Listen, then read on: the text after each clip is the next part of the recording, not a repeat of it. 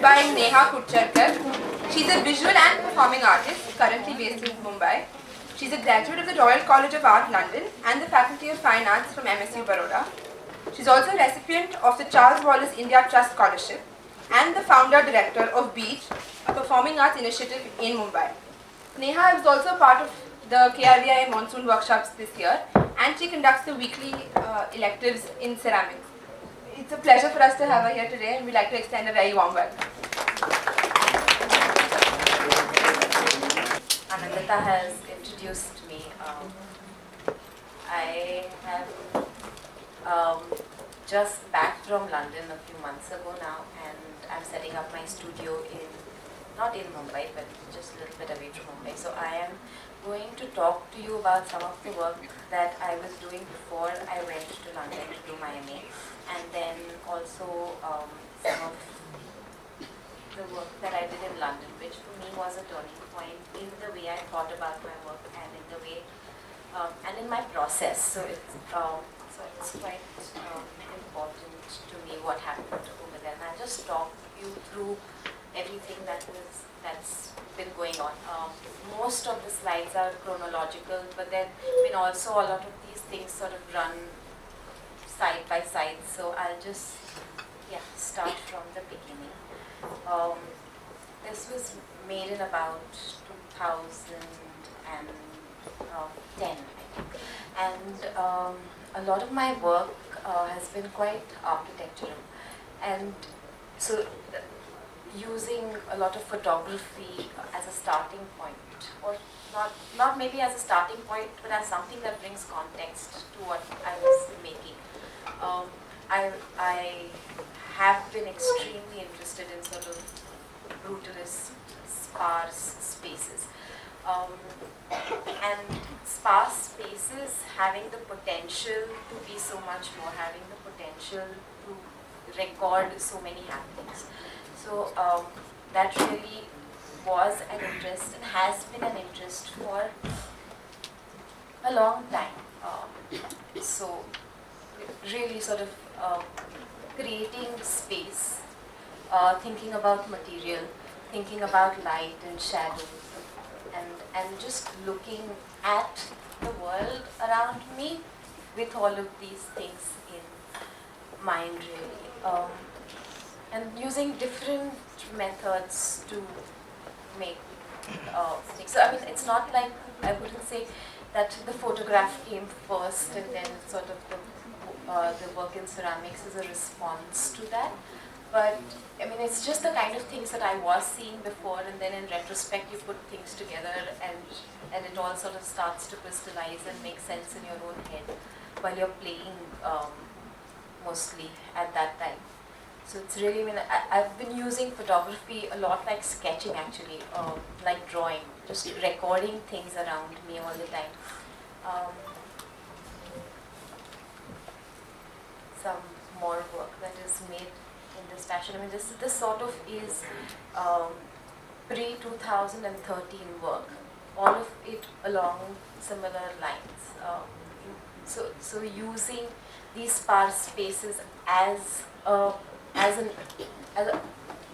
something to document happenings. So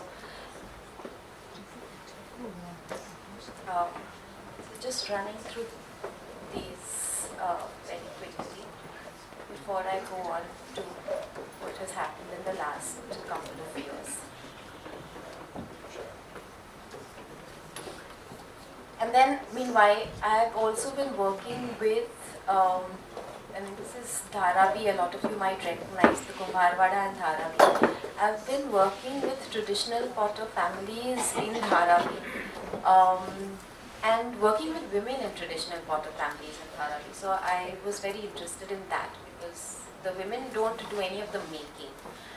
They make the clay and they do all of the decoration after a piece is actually made, but they are never involved in the actual making of the piece.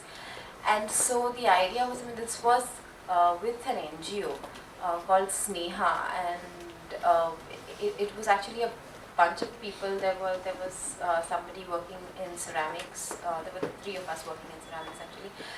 Then there was a lady working with textiles, and then there was a photographer, and then it was all put together as an exhibition in Dharavi.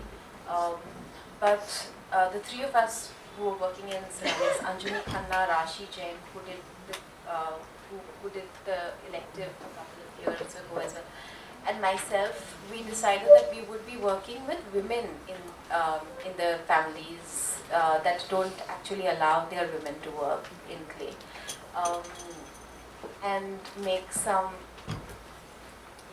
things for this house over there. So it was very interesting to sort of subvert, in a sense, these sort of social norms, and then the entire process of it, the excitement of the making, and then doing things like glazing, which the men didn't know how to do in the first place. So it was all quite. It was along with the stories that were being told. I mean, it was quite a social happening actually. Every time that we used to work in Dharavi, in one of their houses, and it was quite a. I mean, it was an event every time. I mean, there was, the neighbors would come over with tea and all of that, and then sort of there was all of this making happening in the midst of stories, and a lot of these stories got put into clay, and it was something that they had never done before. And, again, just sort of going ahead with glazing and things like that, which not even most of the men do over there. It was quite an interesting way to look at that traditional and social space. It changed something there. It was quite interesting. So then that was that, and then I went off to London, and one of the things in London that has always excited me actually were the really, really large supermarkets, and I've always loved them because they give this illusion of plenty, and I've always felt like there's this sense of comfort. There's enough for everybody. I mean, of course, when you look at the bill at the end of it, it's another story, but there is this, I mean, just these aisles and aisles of food. It's just, it still makes me feel so, like, there is enough. I mean, there isn't a shortage. Like, obviously there isn't a shortage. It's ridiculous the size of the supermarkets. And then you're also bombarded constantly with imagery like that, which is sort of, it's sort of asking for aid to be sent here and there, but it's almost sort of poverty porn, and it's just the contrast of these two images in my head. I mean, obviously recognizing that this is an illusion, but and on some, I mean, then things like this is their last meal and things like that. It's just, I mean, that on some level is an illusion as well. I mean, and these were two images that sort of, I mean, really were there all around me in London. It was something that, and both in your face, I mean, in India you have this sort of disparity all the time, but it's not as, it doesn't contrast as much as this, I felt, and it wasn't as in your face as this. And I think one of the things that I started working with was this idea of actually using clay and photography to actually make a stop motion film. So this is like, it was a whole year of play actually. It became, there was this space that my first year in London, there was this space to forget about what I was doing over here.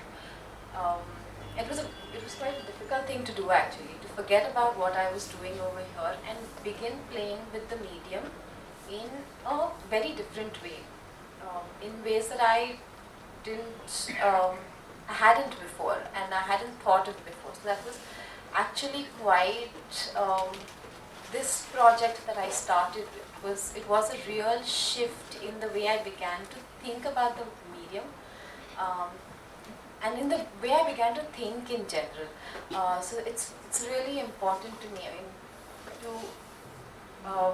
make something and then add movement to it like in whatever way. And then I started using this in my work quite a bit. I mean, from here I began to research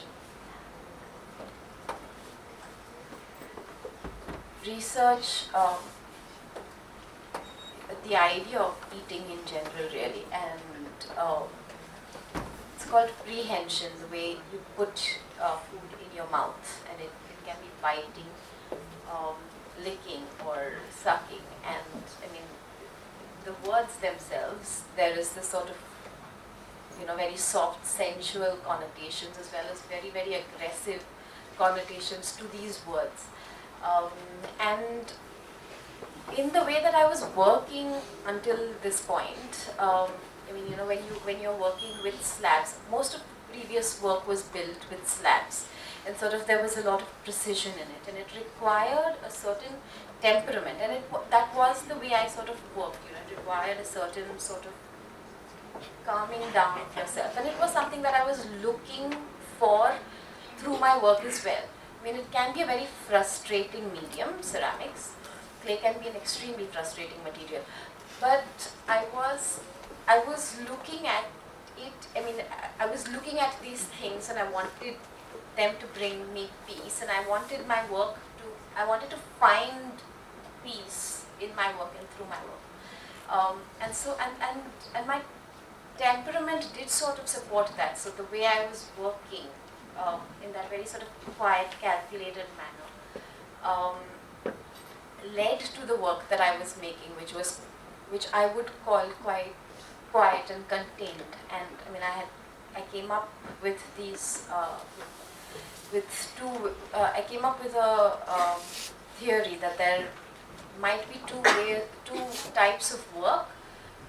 Something that radiates energy, and you see a lot of potters and people who work with clay who make really sort of clunky work, and it's all sort of, the glaze is, it's poured, and it's like all out there, and that was just, and I was working around a lot of people who work like that, but my way of working was not that. My way of working was a lot more contained. And then another type of work which retained energy, and I sort of thought of myself as somebody who fell in the retained energy side of things. And then I mean, coming back to this, I started thinking about the aggression in these ideas of prehension, and looking at, very funnily, a lot of food, what's it called? Speed eating videos, and those, that sort of intense competition.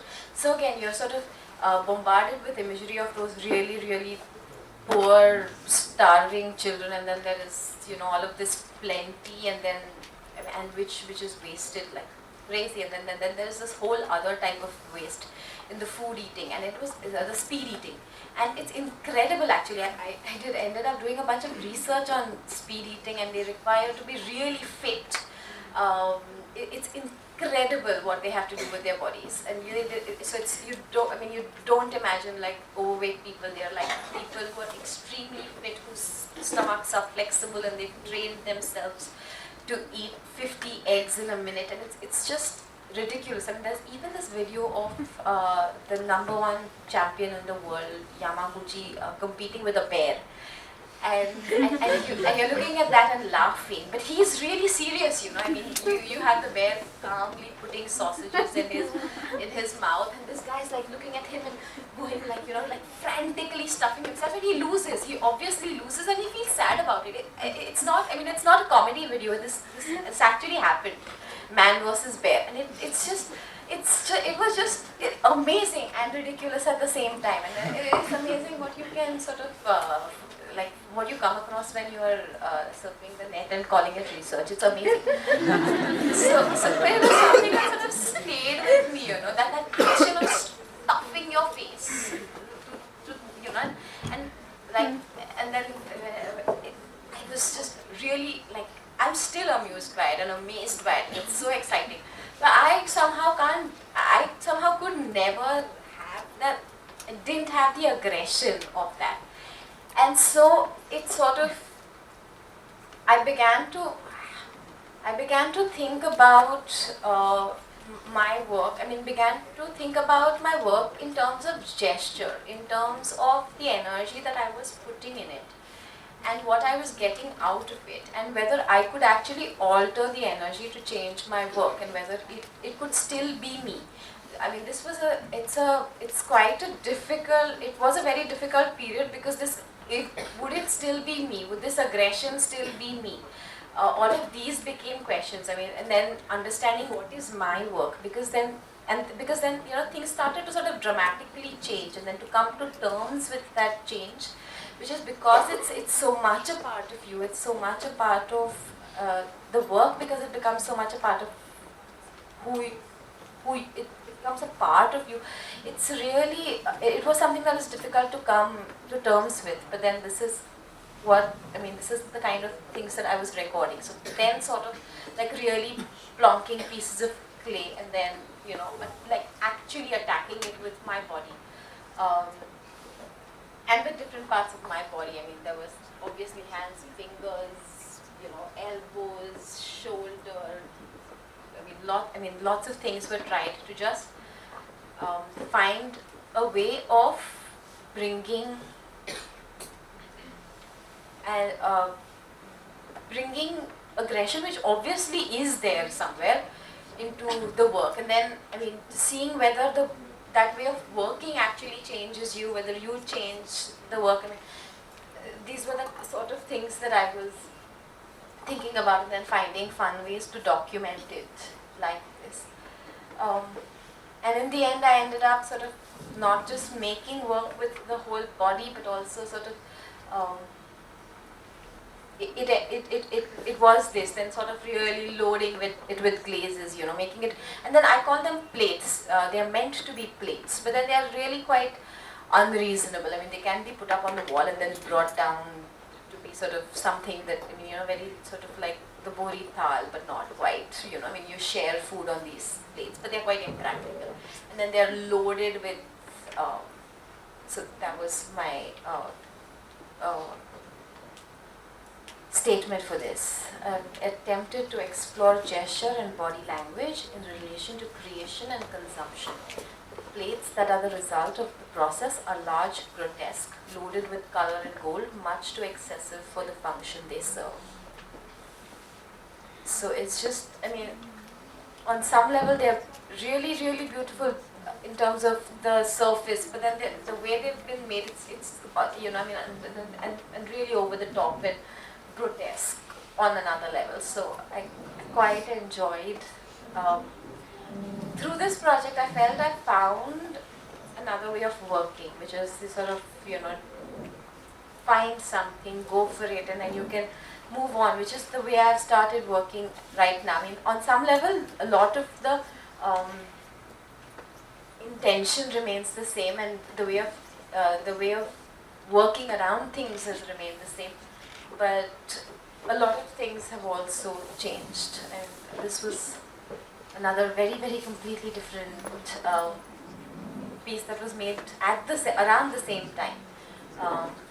Still sort of battling with with the changes that were happening in my work. So the one on the left is called I Don't Even Know Where the Light Is. So the white bits, white and blue bits, are porcelain. So it's sort of a drawing with porcelain, with sort of liquid slip porcelain, and then there's a layer of drawing, and a photograph. I just made a bunch of collages, which were sort of very self, just sort of laughing at myself really. And then the one on the right is called Cut and Assembled Cylinder. It was again, they were made for a show in Delhi, which was for the 70th birthday of Ray Meeker, who was one of my teachers. And 50 students of Ray from all over India I had sort of sent to work for this show. And so Ray Meeker and Deborah Smith, they're artists who work in Pondicherry. They have the Golden Bridge pottery, and you might some of you might know Ray as somebody who makes made these clay houses and then fired them to make permanent buildings, fired houses. The project was called, I don't think he makes them anymore. But, so I mean, the Pondi aesthetic was, even though I went there and I was there for like on and off for 2 years and I studied over there, I was in Baroda before that. So I already had a certain amount of understanding of what I wanted to make. So I didn't entirely follow the Pondi aesthetic and they were not very happy with me because of that. I mean, we were constantly arguing about what I wanted to make and what they thought I could make. And it was very different. I mean, I was very different from them. My aesthetic sense was very different from theirs, and it was theirs was a very sort of wood-fired, raw aesthetic, and mine was, that sort of very precision-oriented, and Ray thought I was just boring in the way I worked, and I thought that there was just too much going on in the way he worked and things like that, and it was very interesting fights we had, but it was something that I used to sort of constantly laugh at. That sort of way of a lot of ceramics people, you will when you hear their titles, it will be sort of cut and assembled, cylinder or things like that. They're actual titles that I use, and I always thought of that as funny, and it was all sort of Pondi related. And so then I mean, because I was in the process, I don't know what I'm doing, so I sort of was laughing at myself and making work like this, this is called cut and assembled cylinder. As well. So it was just, again, another clay porcelain drawing layered with an ink drawing and then a photograph. The show. Another thing that I was doing, all of this is sort of happening side by side, so it's quite difficult to break it down chronologically. I went off for a month to work with Jorn Hansen, who is an artist in Denmark. And he makes these really large sculptures, all made on site. And then, so I mean, he usually sort of invites people from all over the world to work with him for these projects. So I was one of those people who, I mean, we were 9 of us, and then I was one of the people who worked with him on this project. And then he has a basic idea of what we are going to be making, and he leads the project. But then, sort of technically, you sort of start working with what's going on, and you're sort of working it out with him. It's quite interesting. So he makes these really large sculptures, site-specific sculptures, and then we build a kiln around it, and then the actual firing becomes a performance of sorts, because then you invite the people from the neighboring villages and all of that, and then it's quite something. So I did this in Denmark, and we were there for 3 weeks building, and then at the end of the 3 weeks there was the firing. But again, this was a place where something changed, because it was this amazing lake, okay, and we were working beside the lake, and then we were living about 4 kilometers away, and we had to cycle back. So it was really beautiful, and it was in the middle of nowhere. It was near a village which was basically just 2 streets, and so on the side of the road, between a road and a lake. And you had all of these people who would just pass by, random people who would come and see what we were up to. And you'd have all of these amazing conversations with strangers. And then they'd go, and then there would be some more strangers who would come by with coffee and cake, at 4 o'clock. And you'd be like, I don't even know this person's name, I've never seen them before, and they've just got coffee and cake for me. But all of these things were happening as the sculpture was being built and as the sculpture was growing. And then there was the whole performance of it, of the firing. And for the firing, actually, there were about 2,000 people who had come, and which is a lot of people, and a lot of people to accommodate in that really tiny place. But it was really something. And one thing that didn't leave me really was the fact that the sculpture became this sort of point of engagement for people, you know. you Nobody would be giving us coffee and cake if the sculpture wasn't there. We weren't building the sculpture. So it became that sort of, it became something around which there was an almost sort of choreography of movement, you know. And that, I don't know, that was something that was very, very strong. That it's not something that's just static. It's not something that's just kept there. But as it's being built, and even after, it sort of becomes a point, like becomes the reason for movement of people around it, and stories, you know, and friendships, and you know, that was quite a profound way of looking at sculpture somehow. And then the fact that, you know, so this is where it was. This is where it was. I mean, it was just this gorgeous sleep. And then I was actually living there for like 3 weeks and building. It was just amazing. And then because it was Denmark, and you know, things with clay, the frost is a problem, because when water freezes, it expands, and when it expands in the clay, because it's quite low fired, because we had to sort of do it very quickly, and in a makeshift kiln, but it starts to crumble basically, and these are photographs that have come from like the people living in the village. They've been sent to us. So on some level, though, it's like I haven't been there again. It was a place called Alken. I haven't been there again after that summer. But then, you know, I still keep getting updates about what is happening to the sculpture. So on some level, I mean, this is something that to me is very exciting, is that it not just, it actually becomes part of people's lives and a way of connecting people. And also it's so much a part of the landscape that, I mean, gradually it's sort of crumbling now and actually being part of the land.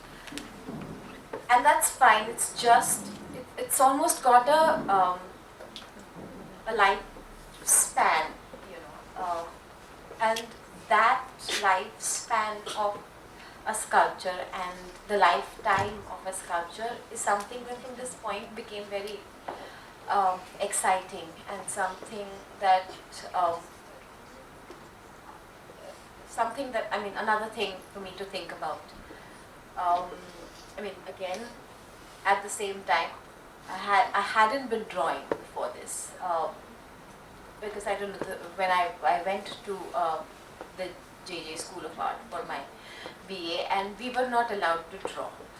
It was quite a funny thing. The fine arts people had to do all of the, you know, sculpture and painting people, and all of the drawing was for them, and all we could do was these little doodles to say what we are going to make. But you know, it was sort of like, it was it was very strange, forbidden, you know. I mean, so I was never really taught to draw and like explore drawing. It's as strange as it sounds, it's true. And I never did somehow by myself. It wasn't something that came naturally to me. But then the RCA had free drawing classes, and then I started going for drawing classes, and I was terrible. And I thought, I mean, but then they were still fun, you know. And the tutors were very nice, and the models were very nice, and it was great fun to go to. And then there was also this feeling of like, you know, it can't get worse than this. You know? I mean, I'm terrible anyway, so I can do whatever they're asking me to do. And so I did a lot of things that were that they asked of us without really. I mean, that was one place where there were no inhibitions, because I mean, I'm terrible at this anyway, so how much worse can it get? So just do it. And that became another unexpected area where, you know, gesture developed, because then you were actually they said use your right hand while drawing, you use your right hand while drawing, I'm right-handed, and then they said use your left hand while drawing. I said, what difference does it make? Use your left hand while drawing, how much worse is it going to get? Then close your eyes and draw, and then close your eyes and then draw, and then okay, you know, put the drawing on the floor and draw, put it on the wall and draw. And so you're actually using your entire body while drawing, which for me was very different because I am quite aware of my body. Because I've been a dancer for a long time, I'm very aware of my body. So I became aware of the different, like physically different ways in which I was working, which was quite exciting. And then again, nothing to lose. So I started doing this, you know, I just throw some, lots of charcoal, get dirty, and it was good fun. And then actually looking at the model and looking at the body almost as architecture. I mean, because then again you're able to look at, like really look at the human body like you haven't done before, you know, like, and have conversations with the model. So, you know, talking about what a pose feels like, and you know what it actually feels like even to be standing there naked and modeling. I mean, they were really wonderful conversations, and it really changed the way I was looking at the human body. So like I said, I did have an understanding of the body, you know, even anatomically what's going on, because I do have, you know, I have been a dancer, a Kathak dancer for almost my whole life. But then, I mean, apart from the messy drawings that I was doing, I was also taking anatomy classes, you know, and then sort of really looking at the skeleton, and then looking at the skeleton, and then seeing how movement is constructed from the absolute insides, and then doing, and these were some really amazing people who I was taking classes with. I did facial reconstruction with somebody called Richard Neal, who is apparently one of the foremost experts and all of that. It was great.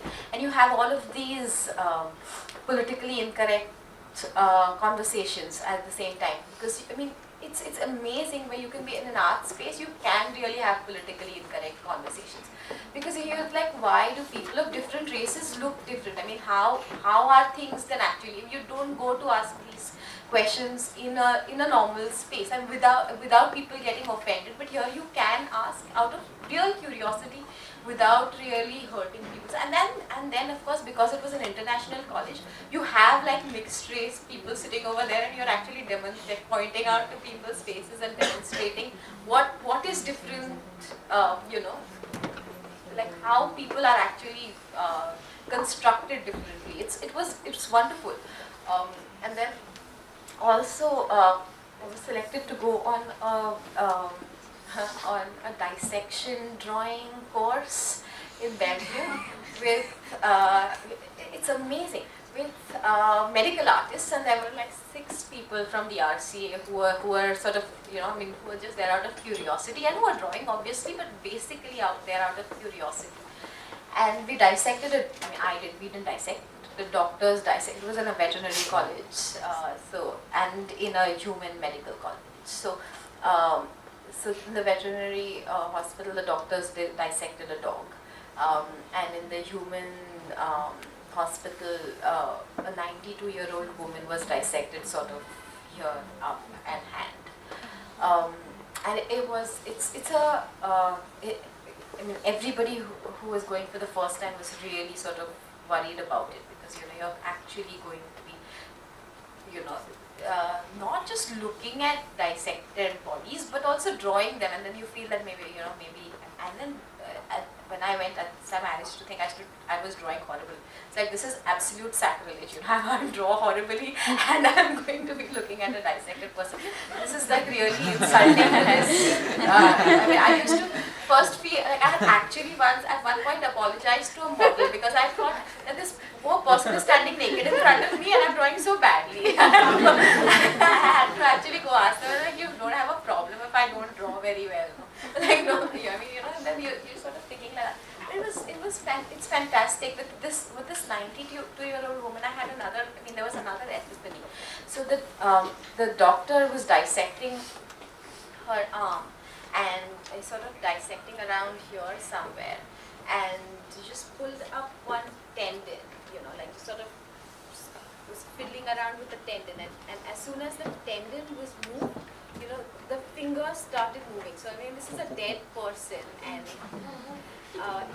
then she sort of almost like a puppeteer playing around with the muscles to make different parts of the body move.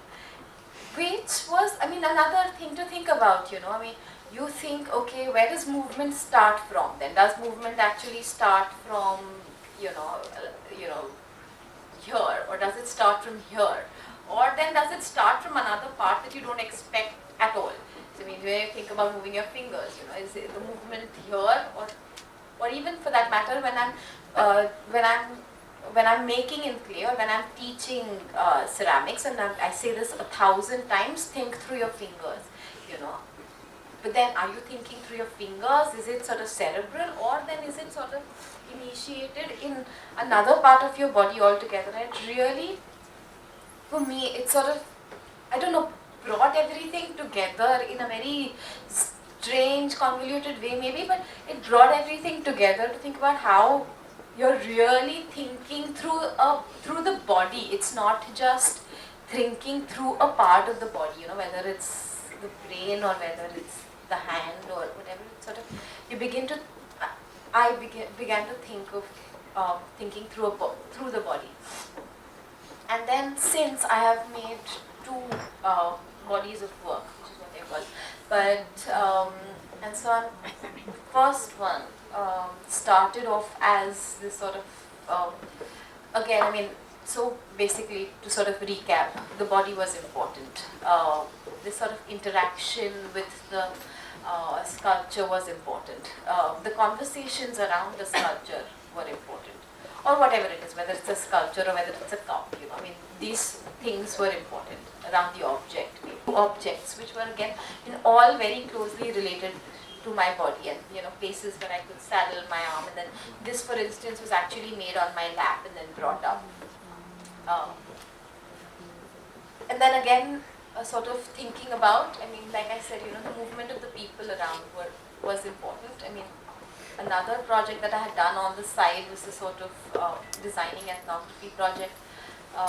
And my sub-project for it was way people look at, the way people enjoy things in museums. And to find a sort of democratic way of viewing, really. Because, I mean, when you go to the museum as an art student or as an artist, you sort of look at these people taking selfies and you sort of snub and say, oh, you're not even enjoying the work, you're just taking a picture and moving on. I mean, how do you enjoy art like that? I mean, so, but then the thing was that, the thing is that, in fact, we've been trained to enjoy art, and there are people who aren't trained to enjoy art, and this seems to be a natural way of doing it. I mean, taking a picture with a piece of art somehow seems to be the natural way of doing it. Everybody is doing it, except the people who are trained in art colleges. And I mean, at one point I was following people, seeing how they actually look at things, and I was following this guy, and I think he's realized that I was following him, and he just looked at me and he said, take a picture of me with this sculpture. This was in the V&A museum, and so I said, okay, and I took his phone from him, and I went to take the picture, and he was very particular about how he wanted the picture framed. It wasn't something as thoughtless as taking a picture and moving on, and there's definitely more to it. So anyway, that is another story, but this, going back to sort of, the way people actually interact with work of art, works of art, and I wanted to bring that to, this sort of conversation, I wanted to bring it into my work. So I started making things and then actually taking them out on the street. And then, I had a friend who was following me and taking pictures, but And it was quite good because I was having these really random conversations with people about the work, and then people wanted to try it on and wear it and things like that and interact with it, which was quite good. And then taking it into a museum, I mean, then again, so then have I actually shown at the VNA, because I mean, this is the way my work is intended to be seen. And so, I mean, there was also this thing of taking it off the pedestal, so, all of these things. So, we did a bunch of experiments with work being actually taken out of that sort of studio and gallery context. And different ways of documenting the process and what the work actually was. The way the objects actually changed with the different spaces that we took them in. And then as I looked at the pictures in retrospect, and actually even being there out on the street, there were these thoughts about, there is this sort of ongoing conversation about public space and a woman's place in public space, and then somewhere I'm thinking that somewhere people me loitering in this space is problematic, and here I am taking some sculptures out with me. It's so then sort of things begin to sort of fall in place, and I begin to think about how these pieces actually, how these pieces work on more than just that playful aspect of just being starting points for conversation, but how I actually sort of change it into objects that are very closely related to me. So a body of work developed that I called autoethnography through objects, and maybe I read this up. Objects and relationships, objects and time, objects and expectations. Okay, sorry. Objects and expectations, objects and memories, objects and fiction, objects and mythology, objects and self. My attempt is to make objects of intrigue that are activated through physical interaction. The process is instinctive, corporeal.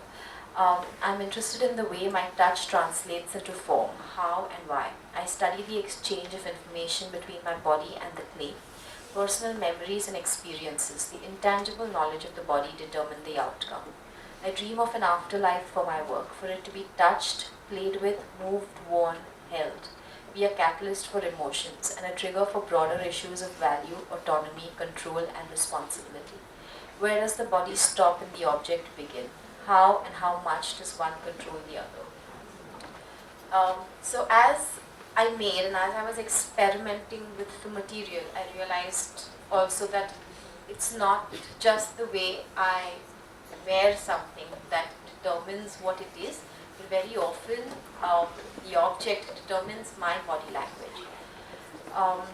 And so this is the body of work that sort of came out from this process, really. This is called Ceramic Woman. This is called The Perfect Woman. So I started working with more or less, there were three emotions that sort of came through for this project. One was the idea of control. The second one was the idea of intimacy. And the third one was the idea of being restricted. So this is called Yurei. Yurei is basically a Japanese ghost that looks quite a bit like this. But I mean, all of these actually have, when I show them as work, they go along with like a couple of lines that I have written, which sort of explain in an abstract way what the work actually is about. And all of them are autobiographical also, and autobiographical, but they can, I mean, very often quite fictional, like Ceramic Woman, for example, it's something that I am imagining, but it's very much about me. And so, or then this piece, which was very interesting, because, so what I did was that I actually had people interacting with the work and documented that. And so just to give you an example of how something, oh, I forgot about this. So this is called Whale Shield. But to give you an example of how a piece can alter body language, and how body language can alter a piece. And you have something which obviously looks quite hostile in to the left, the image with me. It's quite a hostile looking object. But then when she interacts with it, I mean, this is like strangers in the show interacting with work, and I was sort of documenting that. It immediately changes to something that's very soft and intimate, and it changes her body language.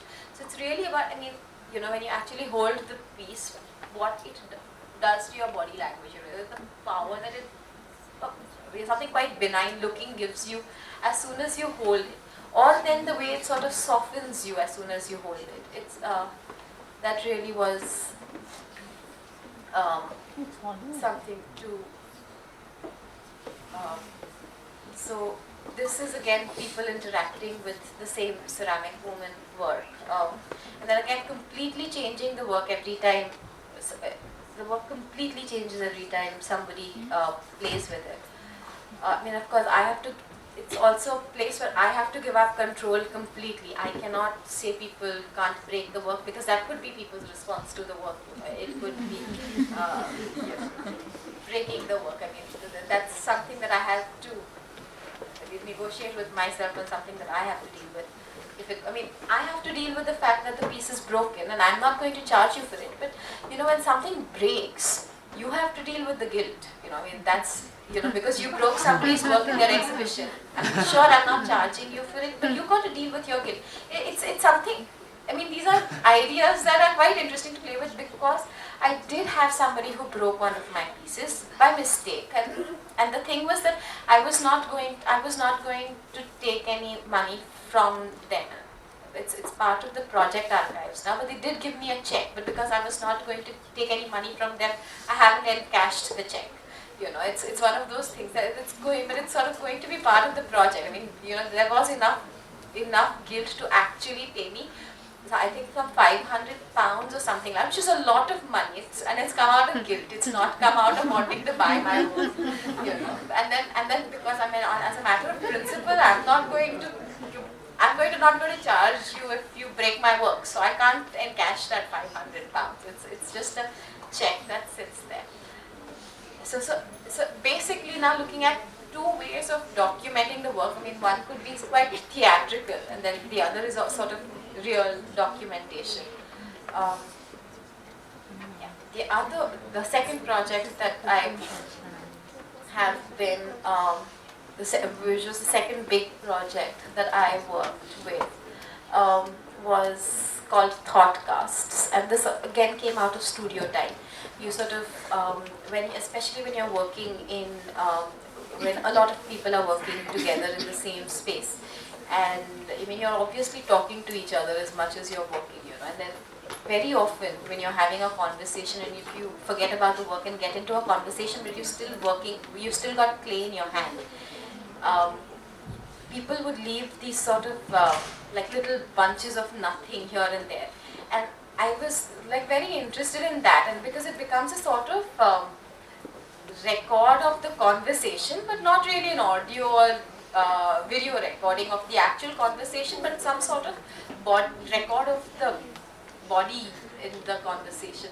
And so I sort of started looking at these little things, and then I started thinking about recording my body language through with clay. So actually taking casts of gestures that I do very often in different at different times. So this is basically what it was, and then sort of firing it and then displaying it like this. So people are again encouraged to, touch these things, and then very much showing what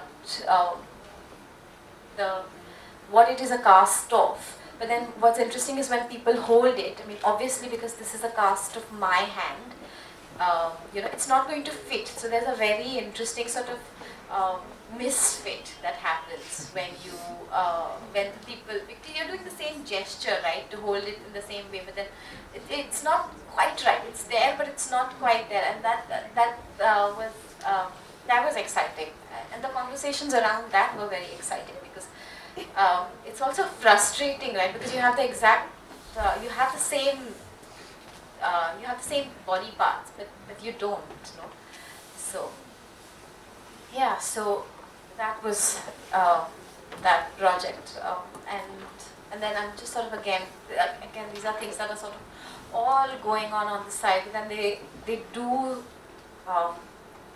inform each other very strongly, and then do inform the way I'm thinking. So. And then from the very lofty RCA, lofty in terms of it was really hard work, but then all you were thinking about was work, and you're in a bubble. And then I almost immediately after, I went to Sweden for a residency.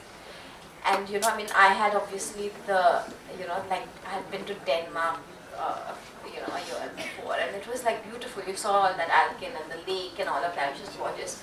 And I was expecting another village in Sweden will be gorgeous. And I had only seen it on Google Maps and things like that, and it looked absolutely next. It was again, lots of sea and all that. I said, wow, this is going to be wonderful as well. And I went there, and it was the strangest place I have been to. It was extremely depressing. It was a deindustrialized town. Okay, so there was just already the sort of the burden of these factories that were all closed, and then where we were working, just next door there was this hotel that people would break into. Because it was an abandoned hotel, and they had just picked up and left. I was also one of the people who sort of sneaked in. But you sort of go in and things. There were drawers and drawers filled with cutlery, and it was just so strange. Nobody had touched any of that. It's been abandoned for 10 years or something like that or more. And there was something. It just sucked your energy, and it was just horrible place to be in. You just sort of walk out, and then once you're outside, you see all of these people just sort of standing around, and you're just like, what is going on in this space? What is going on? And then you discover that all of these people who are standing around are actually refugees, and they have nothing to do until their papers come through. So they just stand around, and it was so all of our neighbors were actually refugees. From Syria, Afghanistan, and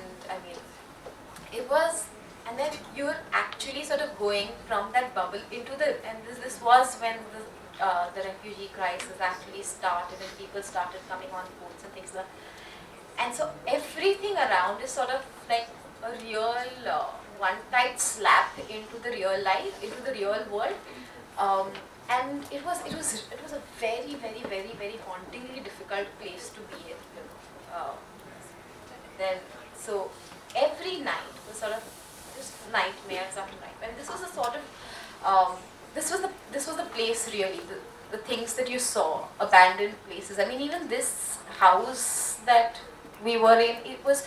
None of the artists living in there could touch some of these things, like that lampshade fallen like that. Nobody had the heart somehow to change some of these things. And so this was one of the pieces that I made for a while in worked with drawing and stop motion animation because we sort of had limited resources.